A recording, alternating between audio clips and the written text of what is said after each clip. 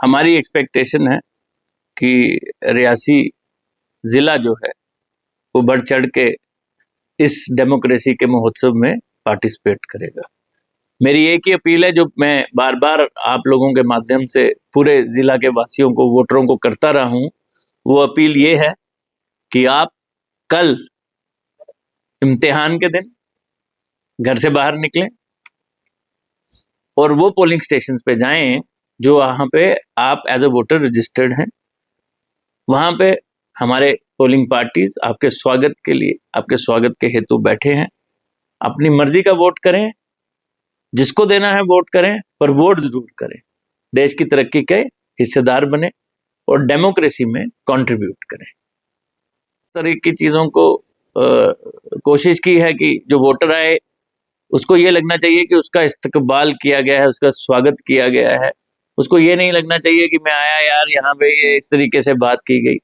हमने कोशिश किया कि पोलिंग स्टेशन पे आके जो हमारा वोटर है उसको एक अनुभूति हो खुशी की, उसका जब वेलकम हो या जहाँ उसके लिए डेकोरेट किया गया है पोलिंग स्टेशन को, जब वो उसको देखे तो उसको ये लगे कि हाँ सही में महोत्सव में पार्टिसिपेट करने अपने घर से निकला था, आज का दिन अच्छा है और आगे भी दिन अच्छे रहेंगे। नियम है, इलेक्शन कमीशन ने गाइडलाइंस इशू की है। हमारी उनसे विनती रहेगी कि वो गाइडलाइंस पढ़ के आए। 144 का ऑर्डर हमने कल इशू किया है, जिसमें कुछ चीज़ें पोलिंग स्टेशन के अंदर की, कुछ चीज़ें पोलिंग स्टेशन के बाहर की कवर्ड है। हर व्यक्ति नियम पालन करे तो उससे वोटिंग में भी बढ़ोतरी होगी और नियम अनुसार हर चीज़ होने से आपका जो पूरा का पूरा सिस्टम है वो सुचारू रूप से चलता है। सुबह 7 बजे शुरू होगी और 6 बजे शाम को खत्म होगी। लेकिन इसमें एक इलेक्शन कमीशन के निर्देश हैं कि अगर 6 बजे वोटिंग प्रीमाइसेस, जो आपका पोलिंग स्टेशन का प्रीमाइसेस है, उसमें अगर कोई व्यक्ति लाइन में 6 बजे से पहले लग चुका है तो उसको वोटिंग करना परमिट होती है। उसमें जो भी जरूरी निर्देश हैं वो पोलिंग पार्टीज को दिए जा चुके हैं। अदरवाइज 6 बजे voting shall end at the polling station. व्यक्ति पिछली क्लास से ज्यादा बेहतर रिजल्ट देना चाहता है अगली क्लास में, तो मैं तो चाहूंगा कि 2019 से बेहतर हम करें और हमारी परफॉर्मेंस, जैसा मैंने कहा था जब हमने हाईएस्ट ब्रिज पे किया था, एक बेंचमार्क क्रिएट करे पूरे देश के लिए। यूटी के लिए तो करे ही करे, पूरे देश के लिए पोलिंग परसेंटेज को लेकर। पोलिंग स्टेशंस एक प्रोसेस था जिसमें कुछ म्यूनसिपैलिटी नॉर्म्स, कुछ एरिया नॉर्म्स, कुछ वोटर नॉर्म्स को लेके कुछ चीज़ें की गई थी। अगर उसमें कोई ऐसी चीज़ है जिसमें किसी व्यक्ति को कुछ लगता है तो उसको ज़रूर देखा जाएगा। लेकिन आप जानते हैं कल तो मैं सबको यही रिक्वेस्ट करूँगा, अगर 100 कदम या 100 मीटर या 200 मीटर चलना पड़े तो अच्छी सेहत के साथ अच्छी पोलिंग करना और भी अच्छी बात नहीं है। तो 12 ऐसे डॉक्यूमेंट्स हैं, जैसे आपका पैन कार्ड है, जैसे आपका ड्राइविंग लाइसेंस है, जैसे आपका आइडेंटिटी कार्ड है।